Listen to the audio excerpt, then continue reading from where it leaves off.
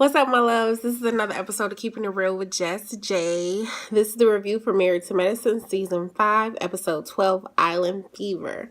All right, so Dr. Jackie and Curtis are holding hands, and I'm like, yes, I'm here for it, honey. You better forgive and move for it. But, like, why the fuck is Curtis so tall? He looked like he about 8 feet tall. I was like, God damn, like, I knew he was tall in previous scenes, but for some reason, when they showed this episode, I was like, fuck, he is super duper tall. Damon, well, Dr. Damon, I should say. He doesn't really talk much, but to hear him open up about his father's absence, I really felt it. I think that every time he speaks, he comes out very sincere.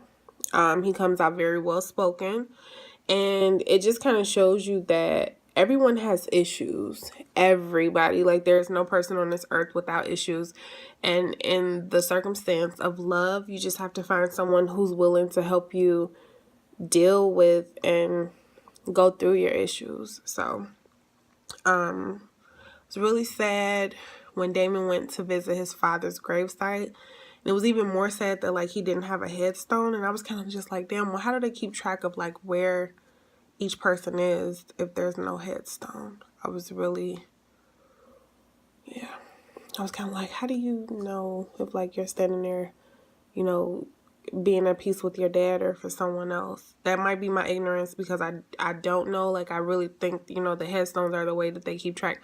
So how do, like, cemeteries know where a body is if there is no headstone? Because I was just kind of like, wow, it's really sad. I think that for the couples trip, a lot of people weren't feeling Curtis being there because of everything that was going on with him and Dr. Jackie. And when Eugene called Curtis as a doghouse, like, he didn't call him Curtis, he was like a doghouse, like, that was his name. I hollered because Eugene said the shit that everybody watching the show wanted to say. It was like, damn, that was funny as hell. The sex therapist, yeah, I thought it was definitely an interesting session. When she asked where's the most interesting place that you ever had sex, David ass popped that glass. It was like, whoa, what just happened? Oh, man, it was just funny. I think more and more as I watched this episode, well, actually, not just this episode, this season of Married to Medicine, what you just continue to see is that time, communication, and love are so vital to maintaining relationships. Like, relationships are work, and if you want them to work, you have to constantly work at them. You have to constantly do things. And I don't know, like, yeah, because this season it seems like the opposite is being done in all of the relationships.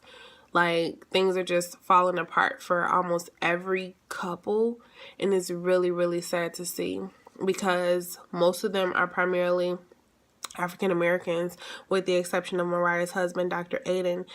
And it's not like the divorce rate is already high, period, but, like, the marriage rate in the African American community is low. And so it's like, to see couples going through issues, you're like, damn, you just want them to work it out. You want people to be happy. You want people to be able to sustain and have, like, wonderful, loving relationships. No, every day is not going to be perfect. Yes, there are going to be issues, but, like, you want people to be able to work through them when there's real, sincere love at the core.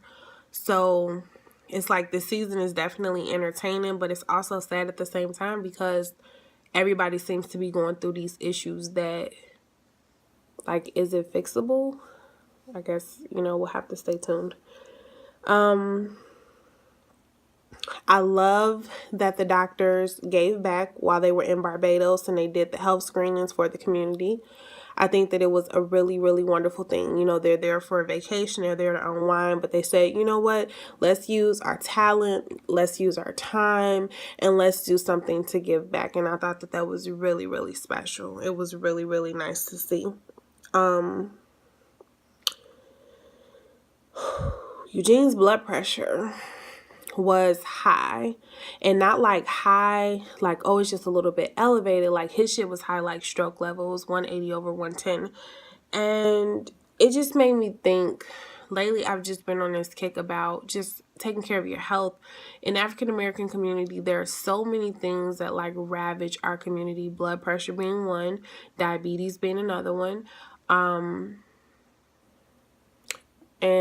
it was just kind of scary because when Eugene was talking to the 18-year-old boy, he was, saying how both of them had a little bit of excess weight on them and they both needed to just do a little bit better with diet and exercise.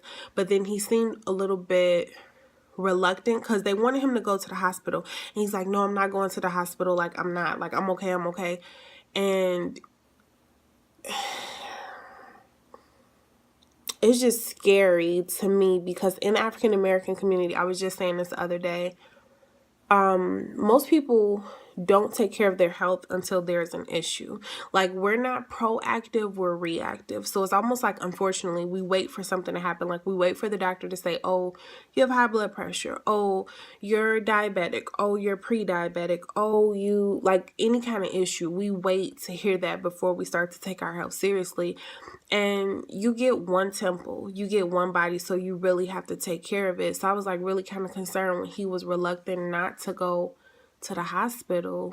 I do think that he has a lot of stress on him right now because he's working all these extra shifts to make sure that they can get these taxes paid. And I commend him for that, but you definitely have to make sure that you're okay. You have to take a step back. Your health is important, man, because like if you're not around, what's going to happen to your wife and your kids? Like, you got other people depending on you to be okay, and you just have to make sure that you take care of yourself. But it just kind of really made me just like stop and think, because I was like, man, like, we got to take care of ourselves, y'all. We definitely have to. Dr. Jackie, with that body, you better come through, honey. Let me tell you something. I don't like using the word older. I like to use the word seasoned. I love to see seasoned women taking care of themselves and taking care of their health. She is like, all about health and fitness, especially after she's had her experiences with breast cancer and being a survivor 2 times. And just to see, I was like, okay, Dr. Jackie's serving body. I guess she was like, Curtis, let me let you know what you're missing.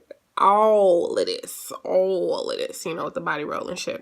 But anyway, I was like, yes, honey, like, I'm with it. I'm with women just doing good by their health because it's good. Like, yes, take care of your health. Take care of your health.